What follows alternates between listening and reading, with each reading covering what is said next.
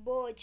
जब बहू ने ससुर को बाहर गेट पर खड़े देखा तो अंदर आकर अपने पति चमन से बोली, लगता है बूढ़े पिता को पैसों की जरूरत आ पड़ी है, तभी तो मुंह उठाए पैसों के लिए बेटे के पास चले आए। तुमसे अपने पेट का गड्ढा तो भरता नहीं, तो अब घर वालों का पेट कहाँ से भरोगे।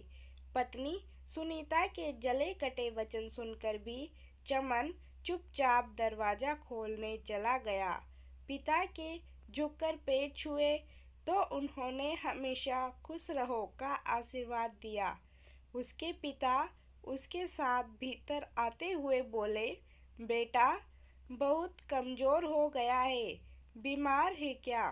बेटा चमन बोला, नहीं पिताजी, बीमार नहीं हूँ, मौसम बदल रहा है ना, इसलिए थोड़ा वजन कम हो गया है।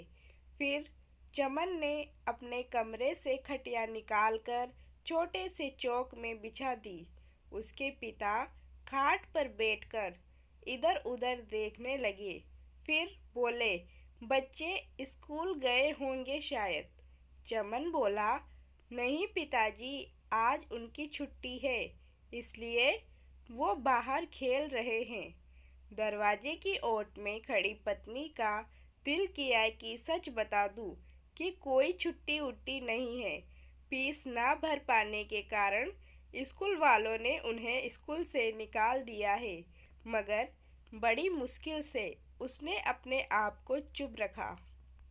इतने में बाहर से आकर दोनों पोता और पोती दादा के गले लग गए। दादा उन्हें प्यार करने लगे। अपनी जेब से मूंगफली की मुट्ठी भरकर दोनों बच्चों को देने लगे।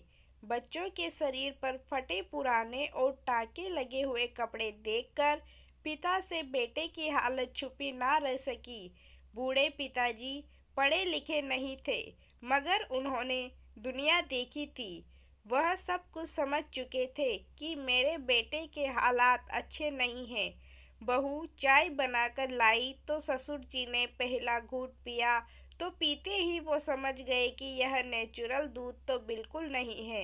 एकदम बेस्वाद चाय के दो घूंट भरकर पिए और बाकी बची चाय कप में ही छोड़ दी और कप को खाट के नीचे रख दिया।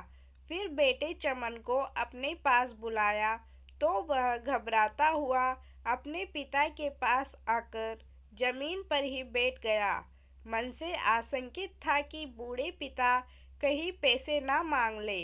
मैं ना तो बच्चों की फीस भर पा रहा हूँ, ना ही बिजली का बिल जमा कर पा रहा हूँ और ना ही पत्नी की दवाइयों के लिए पैसे जुटा पा रहा था। 6 महीने का मकान का किराया भी बाकी चल रहा था। वह अनमना सा होकर पिता के मुंह की ओर देख रहा था। उधर पत्नी सारे काम छोड़कर दरवाजे की ओट में कान लगाकर खड़ी थी कि बूढ़े पिता कितने रुपयों की मांग करते हैं। अगर पति से ठीक से जवाब ना दिया गया तो मैं खुद जवाब दे दूंगी। कुछ देर सोचकर चमन के पिता बोले, बेटा इस समय काम का बहुत लोड है, मजदूर भी महंगे हो गए, इसलिए रुकने का टाइम नहीं है। आज 5 बजे की ट्रेन से घर वापस जाऊंगा। 4 महीने से तुम्हारा कोई समाचार नहीं मिला, इसलिए तुम्हारी माँ को तुम्हारी बहुत फिक्र हो रही थी, इसलिए उसने मुझे जबरदस्ती यहाँ तुम्हारी खैर खबर लेने भेजा है। बेटा मैं तुम्हारा पिता हूँ, मुझे मालूम है जब तुम परेशान होते हो तो तभी तुम ऐसा करते हो। फिर पिताजी ने कमीज की अंदर वाली जेब से 500 की 2 गड्डियाँ निकालकर बेटे चमन की तरफ बढ़ाते हुए कहा, लो रख लो। चने की फसल अच्छी गई थी और घर में किसी प्रकार की कोई कमी नहीं है, सब मज़े में है, मगर तुम बहुत कमज़ोर लग रहे हो, ठीक से खाया पिया करो। और बच्चे भी कमज़ोर लग रहे हैं, उनका भी ख्याल रखा करो। बहू बीमार है, उसे ढंग के अच्छे अस्पताल में दिखाओ। अगर शहर में तुम्हारा धंधा नहीं चल रहा है तो गांव लौट आओ। बेटा चमन, तुम्हारे बिना मेरा और तुम्हारी माँ का मन ही नहीं लगता। पोते पोतियों के बिना घर सूना सूना लगता है। बेटे चमन को जैसे सांप सूंघ गया था। वह गर्दन उठा ही नहीं पा रहा था।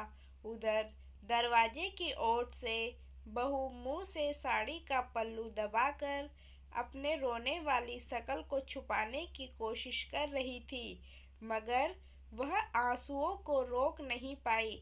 इधर चमन के पिताजी चमन से बोले, क्या हुआ, ज्यादा बड़े हो गए हो क्या? पैसे ले लो। चमन हाथ बढ़ाते हुए बोला, नहीं पिताजी। फिर डरते डरते हाथ आगे बढ़ा दिया। पिता ने नोटों की दोनों गड्डियां बेटे के हाथ में ऐसे रखी जैसे बचपन में मेला देखने जाने के लिए 1 रुपए का सिक्का दिया करते थे। बेटे चमन का दिल किया अभी पिताजी की गोद में सर रखकर थोड़ा सुस्ता ले और कहे, पिताजी, जिंदगी की भाग दौड़ और शहर की आबो हवा ने मेरे जीवन को थोड़ा कमजोर कर दिया है। दिन भर की मेहनत के बाद भी ना खुद की जरूरतें पूरी कर पा रहा हूँ और ना ही पत्नी बच्चों की ख्वाहिशें। सच में थक गया हूँ मैं। मगर उम्र के इस पड़ाव ने उसे यह भी ना कहने दिया। दोस्तों, जब तक पिता के पैरों में जान रहती है वो कभी अपनी औलाद पर बोझ नहीं बनते।